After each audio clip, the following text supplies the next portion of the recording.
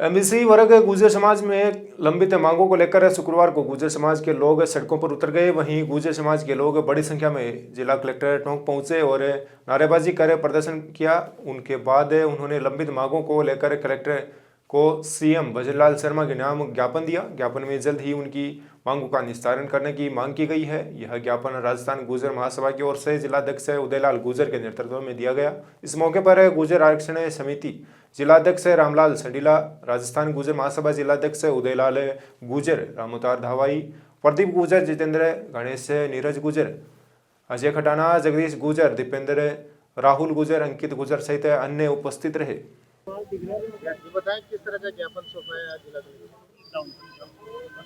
आज हमारी जो लौह पुरुष वल्लभ भाई पटेल साहब है, उनकी जयंती थी। वो भी हमारा आवश्यक किया था। उसको मनाने के साथ साथ गुर्जर महासभा ने पूरे राजस्थान में गुर्जर आरक्षण में जो किए गए एग्रीमेंट राजस्थान सरकार द्वारा थे, उसको 9वीं सूची में डालने की अनुशंसा के लिए हमने ज्ञापन दिया है।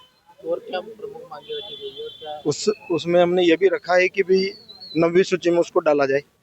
जब से आंदोलन हुआ, आरक्षण हुआ, हमारे 72 आदमियों की शहादत हमने इसके लिए दी गई है। तो उसमें पहला सब्जेक्ट ये है कि 9वीं सूची में डालें।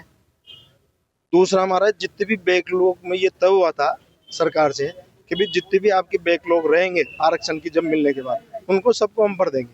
आज दिन तक सरकार ने भरा नहीं। तीसरी हमारी ये थी कि जब 5 ही जातियों को आरक्षण दिया गया तो फिर दूसरी जातियों को इनमें इन्वॉल्व करने का मतलब क्या है? तो हमारी जो भी आपने दिया है उसके साथ हमारे साथ सौतेला व्यवहार किया जाए। और लास्ट ये है कि जितना भी आरक्षण हमको दिया गया वो संपूर्ण हमको नहीं दिया जा रहा है। जितने हमको 5% मिला है, तो हमारी जो भर्तियां हैं उसमें से अभी तक हमारे संपूर्ण जो आरक्षण की जो रिजर्वेशन वही हमारी पूर्ति नहीं कर पाए। उसके लिए भी हमने सीएम साहब तक ये पहुंचाई थी। तो ये 5 या 6 मांगे हमारी थी महत्वपूर्ण, जिनमें हमारे साथ सौतेला व्यवहार किया जा रहा है। अब तक आरक्षण का रिजर्वेशन को कंफर्म नहीं किया जा रहा है। इसको लेकर के हमने ज्ञापन दिया है। मांगे नहीं मानने पर क्या चेतावनी? अग्रिम आदेश प्रदेश का, उसके साथ हम काम करेंगे। जो भी डायरेक्शन मिलेगा हम राजस्थान महासभा जो भी राजस्थान लेवल पे करेंगे, उनको वेट करके। दोनों देशभक्त थे।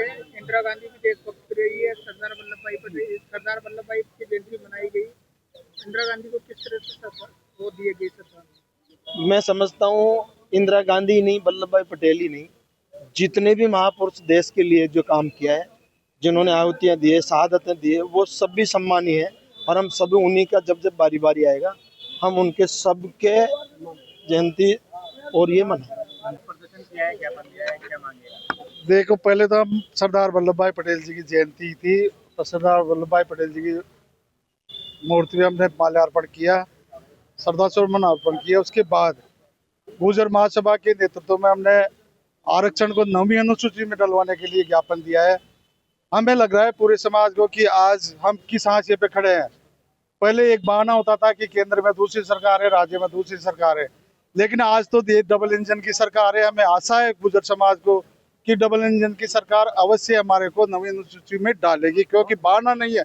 दूसरी बात, आरक्षण में हमें हाई कोर्ट से, सुप्रीम कोर्ट से डेली ये आया था डिसीजन कि गुर्जर समाज को ओबीसी में भी आरक्षण मिलेगा, ओबीसी के बाद वंचित रहेंगे को एमबीसी में आरक्षण दिया जाएगा।